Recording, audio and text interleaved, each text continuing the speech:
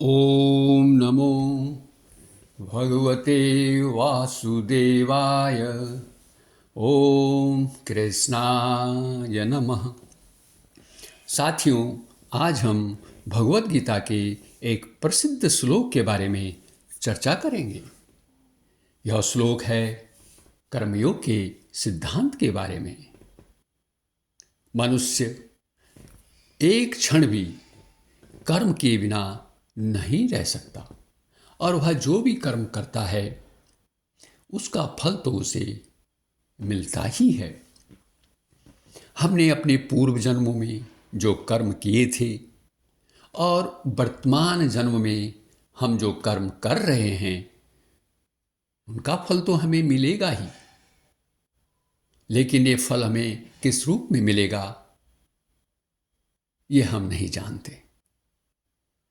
ये फल हमें अनुकूल परिस्थिति के रूप में भी मिल सकता है और प्रतिकूल परिस्थिति के रूप में भी। अनुकूल परिस्थिति से तात्पर्य है सुखदायी परिस्थिति जो हमारे लिए सुखपूर्ण हो, और प्रतिकूल परिस्थिति से तात्पर्य है दुखदायी परिस्थिति जो हमें दुख देने वाली हो। और इन दोनों ही परिस्थितियों को हम नहीं बदल सकते, लेकिन हम इन दोनों परिस्थितियों का अपने कल्याण के लिए, अपना उद्धार करने के लिए सदुपयोग तो कर सकते हैं। सदुपयोग हम कैसे करेंगे? अनुकूल परिस्थिति का सदुपयोग है दूसरों की सेवा करना, और प्रतिकूल परिस्थिति का सदुपयोग है सुख भोग की इच्छा का त्याग करना। दुखदायी परिस्थिति आने पर हमें घबराना नहीं चाहिए, बल्कि यह विचार करना चाहिए कि हमने पहले सुख भोग की इच्छा से जो पाप किए थे अब वे दुखदायी परिस्थिति के रूप में नष्ट हो रहे हैं।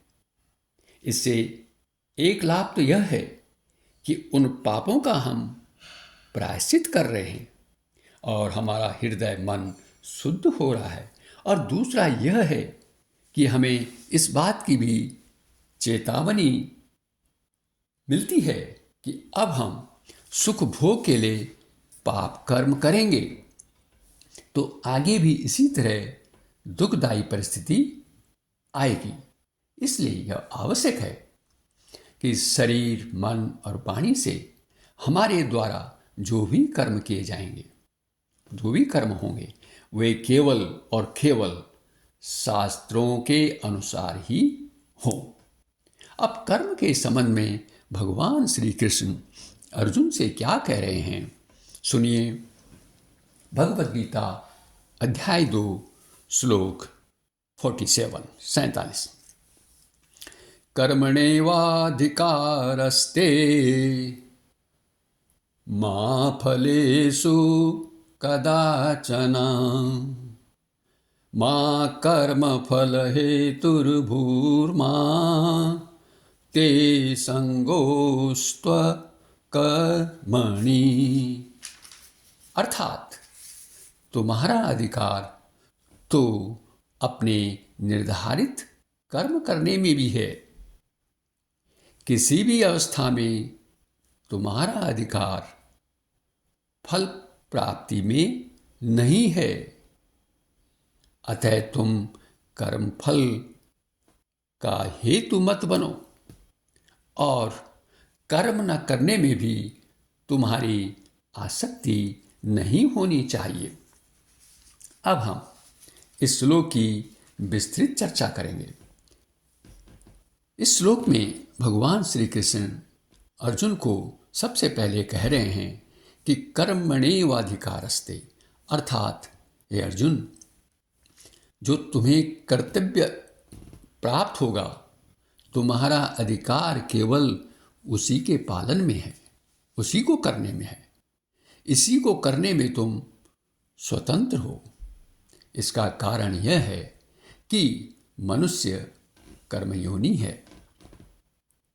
मनुष्य के सिवाय दूसरी कोई भी योनि नया कर्म करने के लिए नहीं है, पशु पक्षी वृक्ष आदि जितने भी चराचर प्राणी हैं कोई भी नया कर्म नहीं कर सकते। देवता आदि भी नया कर्म करने का सामर्थ्य तो है, वे रखते हैं, पर वे पहले किए गए यज्ञ दान तप आदि शुभ कर्मों का फल भोगने के लिए ही हैं। वे भगवान के विधान के अनुसार मनुष्यों को कर्म करने की सामग्री तो दे सकते हैं, पर स्वयं केवल सुख भोगों में ही लिप्त रहते हैं। वे नया कर्म नहीं कर सकते।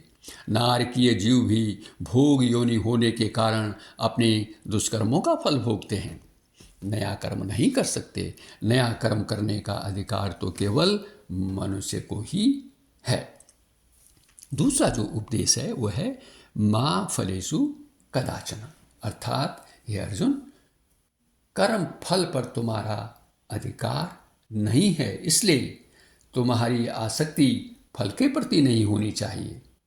लेकिन मनुष्य तो हर समय हर परिस्थिति में कर्म के बारे में ही सोचता रहता है, जबकि उसे यह पता ही नहीं होता कि उसके कर्म का क्या फल होगा और वह फल उसको किस जन्म में किस तरह से मिलेगा, किस समय मिलेगा, इसके बारे में उसे कोई जानकारी नहीं होती है।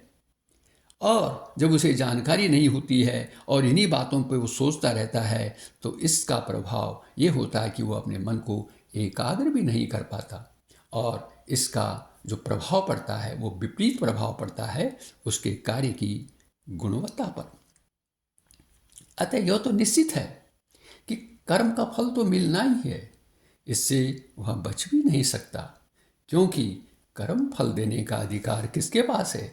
ये तो विधाता के पास है।